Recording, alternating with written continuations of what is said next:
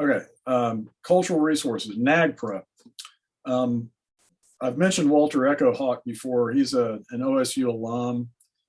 He was a lawyer. He's a lawyer who I think used to work with Native American Rights Fund. He's Pawnee. Um, and he gave a talk here not too long ago, and some of these are just notes that I took from his talk when he was doing a book tour. And he talked a lot about NAGPRA. And so I'm giving you some notes here. Uh, the Native American Grave Protections and Repatriations Act addresses what Walter Echo Hawk referred to as sort of universal issues dealing with human remains. It's what it's all about, really. Native American remains were, for decades, even centuries, kept in drawers in museums because they were considered to be artifacts and therefore not sort of deserving the same respect as remains in a cemetery or graveyard. When I was at the University of Nebraska, Lincoln, the NAGPRA was actually in the making. It was largely in the making because of the Pawnee and the fact that a lot of Pawnee bones were stored down in the basement of the anthropology museum. We had a big museum, and as well as the Nebraska State Museum. And so what NAGPRA does is it requires, it basically allows tribes to claim the remains of their ancestors, right? And I guess I'm gonna, Echo Hawk got through, started way back with things like the Antiquities Act and so forth. Let me see here. Okay, NAGPRA is passed. It affects museums, art dealers, anthropologists, and tribes basically are, they have the right to, well, first of all, it prohibits the sale of body parts and that sort of thing. Have any of you ever been to, this is kind of off the subject a little bit, but have any of you ever been to Woolaroc Museum up in Osage County? You have, okay. So Woolaroc, you know what I'm thinking of? Have you ever seen the shrunken heads?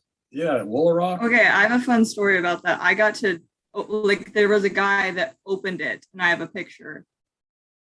He worked there. He came up behind my friend and I and scared okay, us. And he said that, like, asked if they smelled bad or anything. I was like, I'm sure they don't. He unlocked it, and I have a picture of my hand inside the thing. Oh my gosh. And those were from somewhere in South America, right? But they're like human remains, right? I mean, isn't that just a little weird? I mean, one's a monkey, but yeah. Oh, one's a monkey. Okay. But one's not a monkey? I'm pretty sure that most of them are not monkeys, and there's one that is. Okay. Well, maybe they're all monkeys and they just look kind of human. But anyway, that would be good if that were the case. But making it kind of a, well, thanks for that. I'm glad I'm not the only one that felt a little weird when I saw that. I was like leading a tour of new faculty on a tour in the state years ago, and we went to Woolaroc, and I didn't know about those, and I'm like, excuse me, we have shrunken heads here in Oklahoma, so that anyway. Well,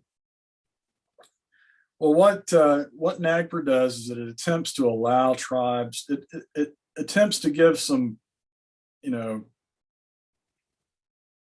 dignity back to the tribes by handing over the archaeological remains to the tribe who can claim them. So basically, wherever the archaeological dig was, if the tribe had claim to that land, then it's assumed that those belong to that tribe. In Nebraska, most of the bones that the museum had were Pawnee, because that was the largest tribe around the area. Of course, some of them were Oto-Missouri, some of them were Ponca, some of them were Omaha, Winnebago, et cetera. So, and Lakota. Now the scientists, the anthropologists, especially physical anthropologists, were very, they didn't like this law. They didn't want to give up their bone collections. But frankly, a lot of these bones were not that old. They had been exhumed from graveyards, from tribal burying grounds that may have only been a few decades old when they were dug, and that isn't cool. I mean, what gives anybody the right to go dig up somebody's, ancestors' remains? Well, in this case, they were just Indians. That's the reason, and that is not right. So this was in large part a sort of a social justice move by Congress. And it hasn't been that problematic.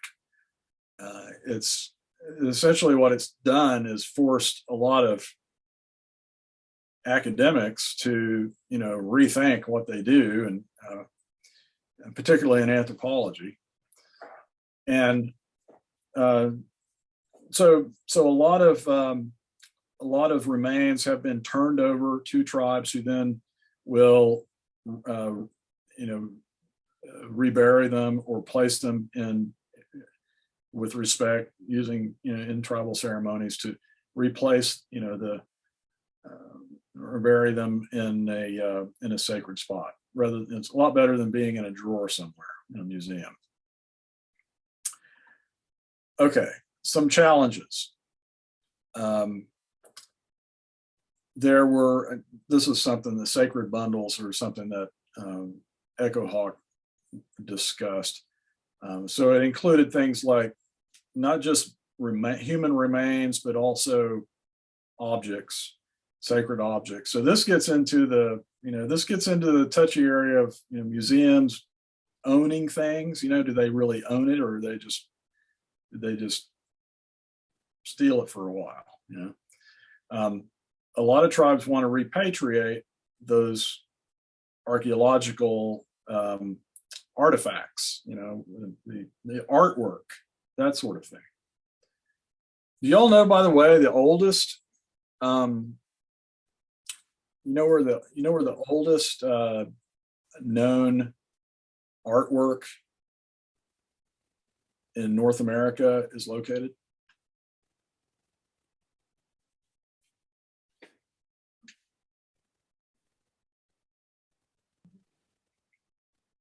Oldest artwork in North America can be seen at the Sam Noble Museum of Natural History down in Norman. And it is it's an archaic bison skull that has a sort of zigzag sort of lightning bolt painted in red on its forehead, if a buffalo has a forehead, I guess, on the top of the skull. So that was found at the Cooper site up in northwest Oklahoma. And again, it's housed at the museum in Norman. Now, what if a tribe who had claim to the land, or maybe ceded land, where that Cooper site was located? We could say perhaps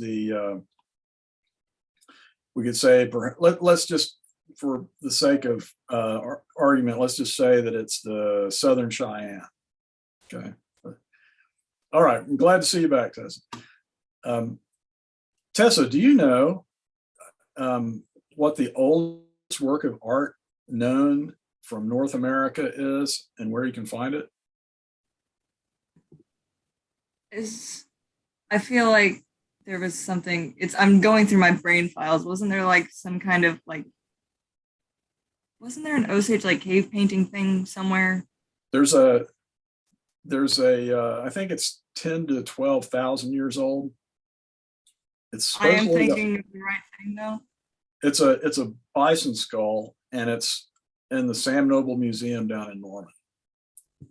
And it's but anyway, that if that thing were found in, you know, maybe a tribe who ceded land where that location was, where it was, you know, excavated, what if that tribe laid claim to that and said, we want to reclaim, we need that in our museum, or we want to take that and place it, you know, back where the archaeologists found it.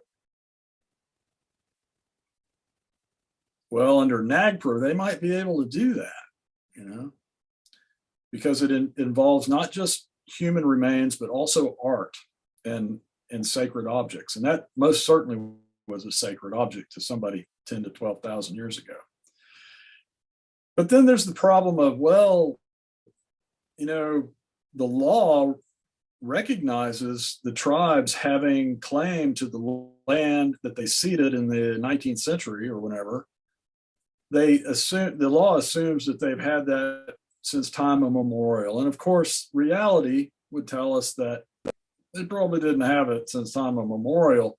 There were probably many other peoples there over the centuries, many other different peoples there, different tribes there over the centuries. So there's where you get into some issues, the sticky issues. Have we already talked about Kennewick Man in this class? Good. Okay. So Kennewick Man, I believe is discussed in this chapter. That's right. Okay. Let's see. I've got something on this. I believe.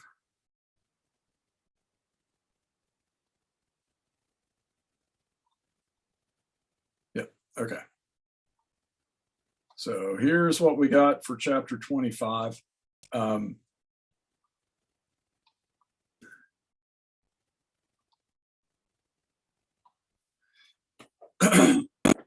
So the academic sins of the past, that refers to the collection of Native American remains for museum, museum storage. Kennewick Man, if you've never heard of Kennewick Man, refers to a body that was found. I guess this isn't published yet, so I need to give you some material here.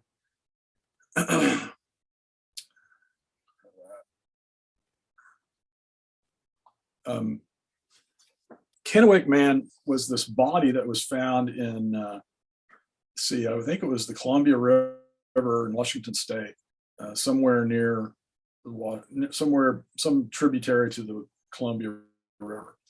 And seriously, nobody's ever heard of this? Okay, so this is the deal. I think it was a fisherman or hunter or something found what looked like a skull in the water and called the sheriff. The sheriff comes out, they recover a skeleton. Okay. Now, of course, the first thing they do is start doing, looking for dental records and that sort of thing. And they can't find any sort of identification, any sort of evidence on this. They send it to a forensic lab. And I think the forensic lab says, wait a minute, this is not a new skeleton. This thing is about 9,000 years old. They did a radiocarbon dating on it. It's 9,000 years old.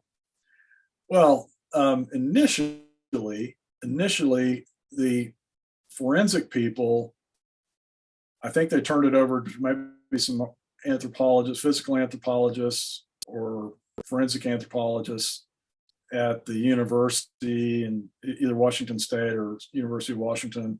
And they said, this is a 9,000-year-old skeleton, so we assume Native American. But, and this is what really made the news. but it doesn't appear to be a Native American skull. It appears to be a long-headed skull. That's long-headed skull with a narrow face that would resemble a European. And of course, everybody went nuts. The press did. So they started throwing out these theories that, okay, well, this verifies that, the Vikings were here way, way earlier than we knew, or that there were perhaps Europeans who helped colonize the Americas. This was really bizarre. And there is actually some DNA, I think, evidence of, some of that. But it started a media hubbub. And then what happened, of course, was the tribe that had claim to the land where that skeleton was found said, "That's ours. We got it, NAGPRA. You need to bury that immediately."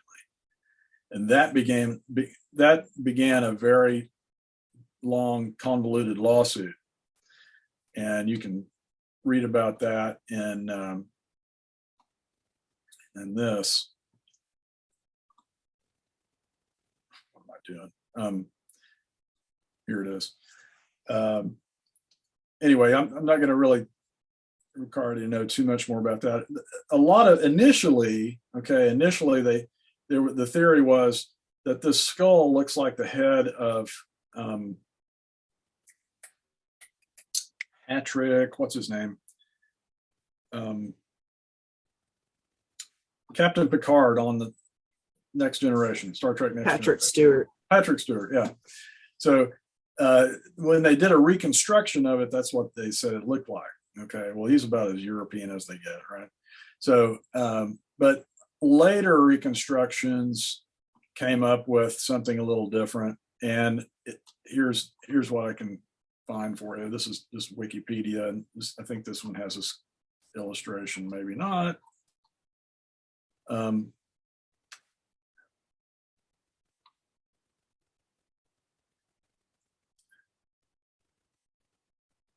Okay, so they sent it to UC Riverside. They radiocarbon dated it.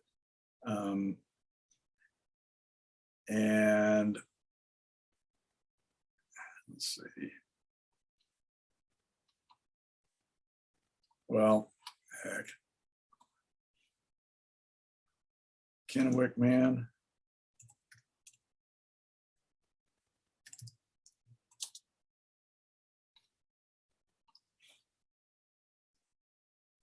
Here he is. Now that guy looks a lot like an Ainu. He looks like somebody from it looks like the indigenous people from the northernmost island of Japan, the indigenous peoples of Japan, who actually have kind of some European features, especially lots of hair and lots of body hair and facial hair. And that makes a lot of sense, okay, that somebody may have, migrated along the coast perhaps 9,000 years ago. But anyway, that's enough about that. We don't need to worry too much about that.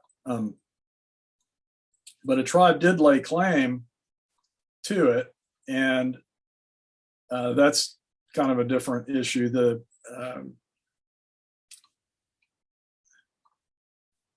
This is another issue of another case associated with cultural claims. All right, so I've got some other things in here besides the Native American Grave Protection and Repatriation Act, but let's continue on with that. Let's see.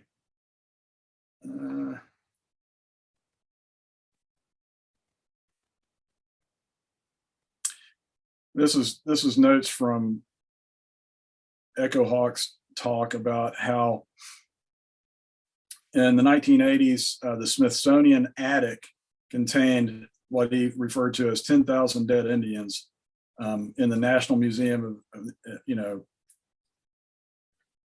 there were other examples like museums at Genoa, Nebraska, 400 bodies. And so currently what's going on now is there's a repatriation process going on where tribes will receive these and then they'll do with them,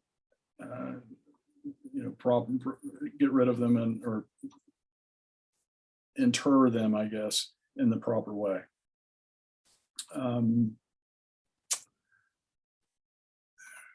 Yeah, okay.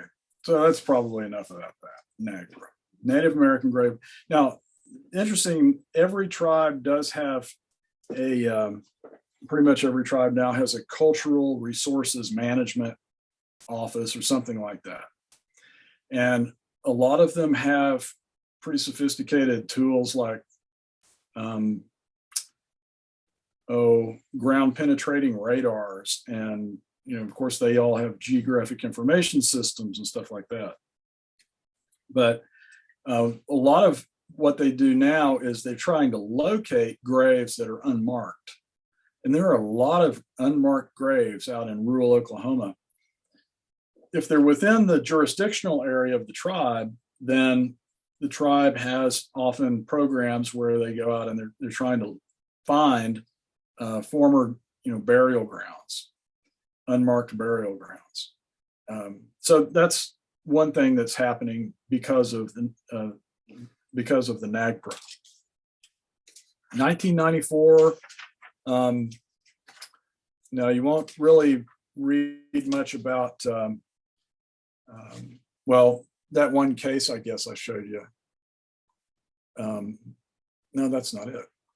There's a case in here called Bonachon versus United States, and that's the one all about Kennewick Man and how the human remains were came into controversy.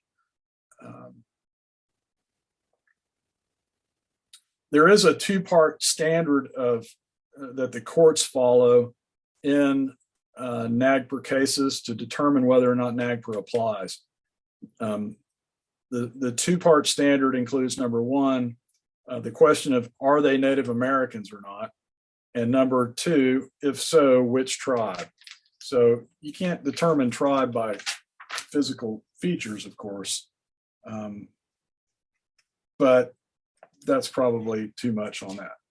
Now, to me, the more interesting part of this chapter is about the Indian Arts and Crafts Act of 1990. Okay, the Indian Arts and Crafts Act of 1990, and I've got a few other things that I threw in here from thinking about this. One is sports mascots. That's a sore spot for a lot of people, I know. Any of you know Dr. John Chaney in psychology here at OSU?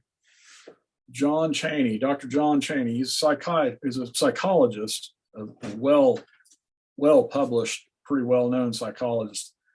He's a member of the Muskogee Creek Nation. He's also the guy who pretty much pushed the American Indian Studies minor here at OSU. He's the person in charge of that. And John has written quite a lot on the impact of sports mascots on the psychology or psychological impacts of sports mascots on Indian children. He's actually kind of a specialist on, I think you would probably call it pediatric psychology. I think he's kind of a pediatric psychologist. Don't quote me on that, but he has done some work on the role that Indian mascots play. And a lot of most non-Indians sort of scoff at that whole idea, and it's not as simple as it looks. For example, in Oklahoma, I know there are a lot of high schools and maybe even some smaller universities, colleges that have changed their names or decided not to change their names. and you know, the ones that come to mind are the mascots.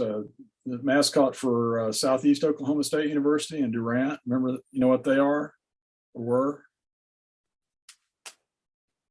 Did anybody find the name of the mascot for Southeastern Oklahoma State University? Oh yeah, that's right. I remember now. They used to be called the Savages. All right. Southeast Oklahoma State Savages. And they changed it to the Savage Storm. And so they went from American Indian figure as a savage to a thunderstorm. Okay. Which kind of makes sense, right? You know, Oklahoma City Thunder. One that changed a lot longer, a while back, much earlier than this one. This is a recent change, I think, was Northeastern Oklahoma State University in Tahlequah. They were the Redmen, and they changed it to the Riverhawks, right? Whatever Riverhawk is. But that one was, you know, it was pretty controversial. Now, Northeastern Oklahoma State University has one of the largest Native American enrollments of school its size, you know, certainly in Oklahoma. And of course, it's the campus is built on the site, and Seminary Hall is actually was part of the Seminary Hall at Northeastern at NSU is really the oldest academic building in the state of Oklahoma. It was, you know, originally the Cherokee Female Seminary, I think, part of it. And so anyway, that's an old building. It's got this old heritage and, you know, Cherokee heritage in the capital of the Cherokee Nation, Tahlequah. And, but, you know, when the move to change names of mascots and things came along, there were a lot of people were kind of like, well, no, that's us, you know, that we want to keep that. So now I don't have enough information to say any more than that, but I do know it was kind of a controversial thing, even for Native Americans. They didn't not necessarily every Native American want to change the name. So, but there are a lot of other interesting ones.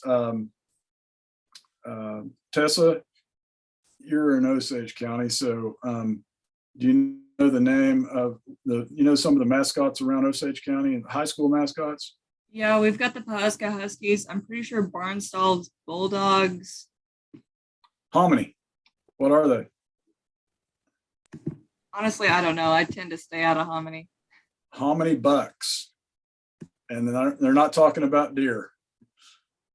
Yep, I wouldn't have known. I don't think I've ever heard that before. The Hominy Bucks. And it's not, there's not a deer with antlers on the football helmet. It's referring to an American Indian warrior or whatever. It's a derogatory term, but I don't think they've moved to change it or anything like that. So anyway,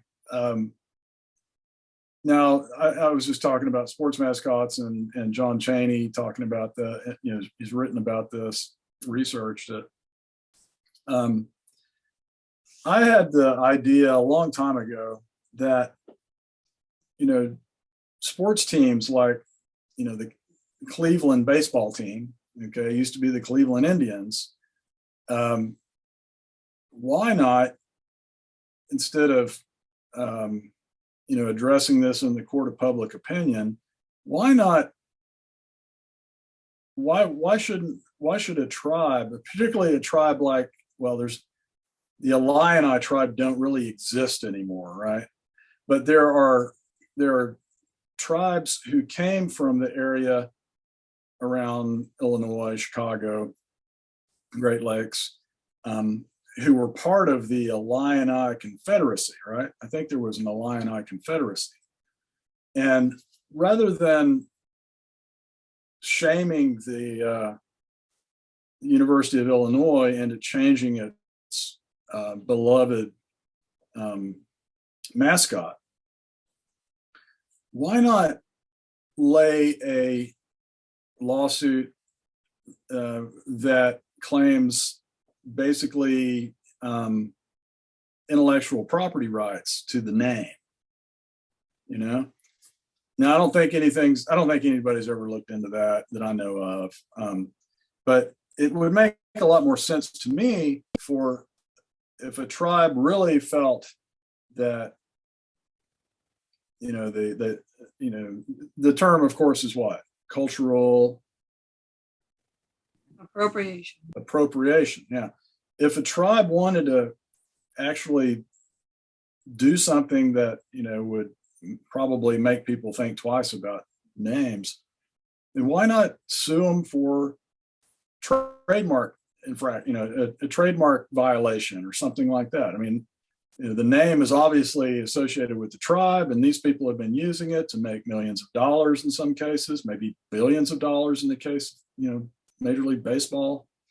Why not claim that as, or at least attempt to try to claim that as their own, and say, look, you people have been exploiting this name, for decades and decades, and you've made millions of dollars off of this label that is actually belongs to us, and everybody knows that. Okay, but you've never turned any royalty or anything like that over to us. Just a thought. Okay. But there is something called the Indian Arts and Crafts Act of 1990. And this is really interesting. Has anybody read ahead at all about this? Okay, I wouldn't expect you to. The Indian Arts and Crafts Act essentially requires, it's sort of a, speaking of NCAA, every time you buy an OU, jersey or something like, you don't buy OU jerseys, I guess. An OSU, I'm ecumenical. I like OU and OSU. I like OU's colors a lot better than OSU's, but and I don't really like wearing orange that much. But anyway, when you go to buy some NCAA stuff, right? It always has that sort of silver lasery looking tag on it, that verifies that this is a this is a what would we call it? Authentic NCAA product. It's not. There you go. Okay, there you go. Tess is an OU fan too. All right. Well, OU is the underdog now, so at least in football. So you got to pull for the underdog.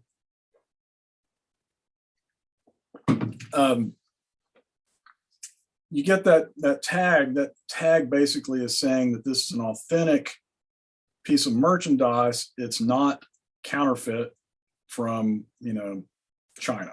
All right, there you go. That thing. Yeah, exactly. Thanks. So this is kind of what the Indian Arts and Crafts Act does, is it attempts to eliminate stuff that is being sold and tried stuff that is being sold as Native American art, or with some kind of affiliation with American Indian, with production of some sort. And this is something that can be kind of serious. But what it does is it provides some sort of recourse for sort of truth in advertising, so that people and companies can't just make money from bogus, authentic art or crafts of some sort. If you've ever, when I'm traveling and stuff, a lot of times I'll go to, I don't know exactly where it is, but I remember, I think it was Nashville airport. Maybe it was Memphis, maybe it was Nashville. I think it was probably Nashville. I remember waiting on a plane and just walking around the airport, and I walked, it was this store that professed to sell all kinds of Native American produced stuff. And, Nashville, Tennessee, seriously. And I was just looking around. It's like, this is like so sickening. I mean, and people from wherever, Ohio or, Tennessee, would probably buy into some of this stuff and assume that it was authentic, but it's not. That kind of stuff just irks me. I mean, whenever I see, dream catchers in the shopping mall, I just want to puke for some reason. I'm not really sure why, but it just bothers me. And so anyway, what this law does is it attempts to prevent that from happening. Okay, and the example here from Quimby again is kind of instructional. So let's look at that real quick. First of all, that didn't happen back in the 19th century. That was in the 1980s. Isn't that crazy? Guy was digging up burial materials and trying to sell them off. Now,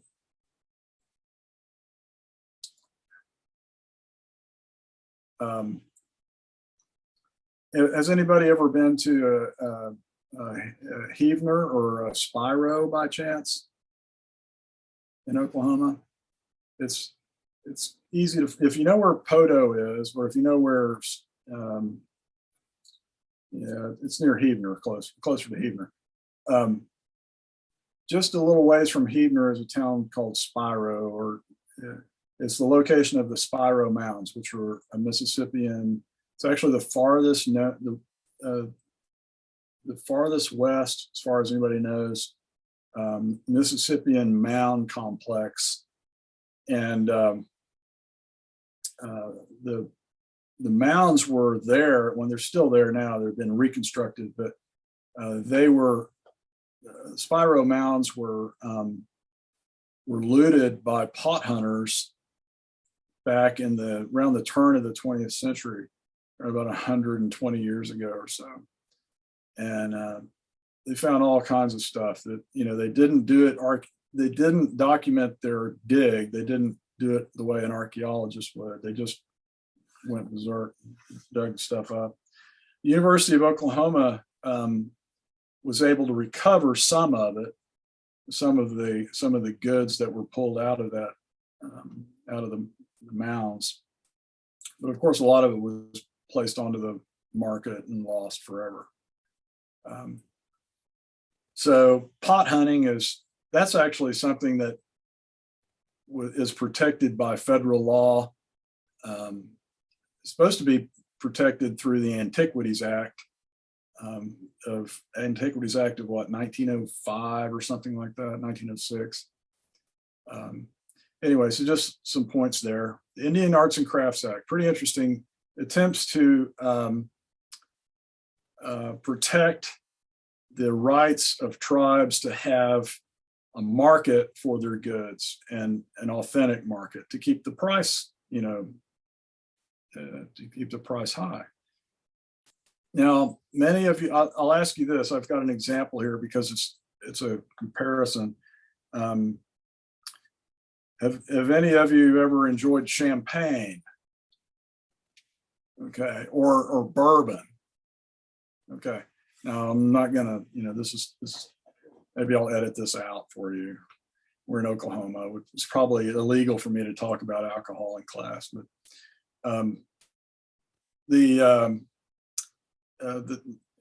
or really any other wine for that matter, if it comes from a certain region in France, throughout France, there are these regions and different layers of regions, but the general term is an appellation, and that's an area. Now, if you have had a glass of champagne, or you've opened a bottle of Dom Perignon, all right, then that's actually champagne produced in a region of France known as Champagne. It has to come from Champagne to be champagne. Now, of course, you can produce same sort of thing, and they do in California, and call it sparkling wine, but you can't call it champagne. Likewise, I don't think the law is as strong in the United States, but bourbon is merely whiskey that's produced and aged in an oak barrel in the state of what? Kentucky. Kentucky. Yeah, The laws have changed on that. Say that again. The laws have changed on that. It had to be like a certain kind of barrel in a certain county in Kentucky to be called Kentucky straight bourbon. Kentucky straight bourbon. Okay. Oh yeah, you're tending bar, aren't you? All right. Well, I've seen bourbon. I've seen so-called craft bourbon from Texas now. All right, and other There's an Oklahoma bourbon too. Oklahoma. Okay, so that term is that term like champagne? Is that can you use that? So bourbon was mostly like, it started as in just in Kentucky, and then Kentucky straight bourbon has all of these things, and now bourbon's a little more lax, but Kentucky straight bourbon is still pretty stiff. Okay, so Kentucky straight bourbon is the one that's protected. It's a protected trademark. Okay, that it's not associated with a certain company, but a region. So in a sense, that what an appellation does, whether it's for champagne or whether it's a Bordeaux or some other drink or product, what that does, of course, is protect the market to some degree, because anything that is produced with that name is counterfeit. Okay, so it's the appellation or the appellation. I can't say it. Appellation is in some ways a protection for the product. It protects the price of the product to some degree. It's intended to. So that's similar to what the Indian Arts and Crafts Act attempts to do, just like the NCAA thing. So, all right. There are some cases about the Native American Arts and Crafts Act, and it's called Native American Arts Inc. versus Contract Specialties Inc. And this is a interesting case to read.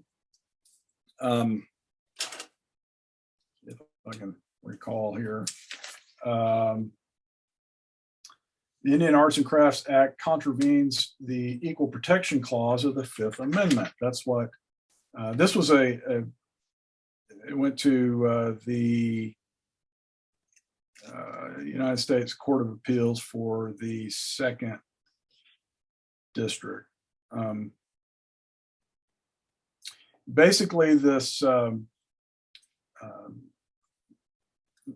Native American Arts Inc., which is an organization representing authentic Native American artists, is essentially suing this group called Contract Specialties Inc., which were just making fabricated materials and trying to sell it as American Indian produced stuff. Maybe this was the place I saw in the Nashville airport. Anyway, the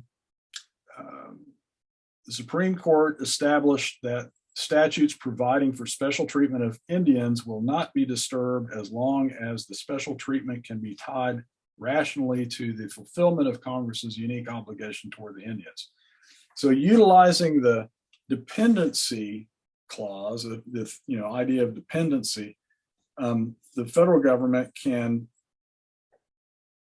place some power behind enforcing the protection of Native American art markets, put it that way. And there's actually a judicial test that came out of this out of this case, in which, well, they actually used the strict scrutiny test to determine whether or not this entity was producing, was trying to sell stuff as Native American produced. So anyway, it's not a real long chapter, so we'll call it done.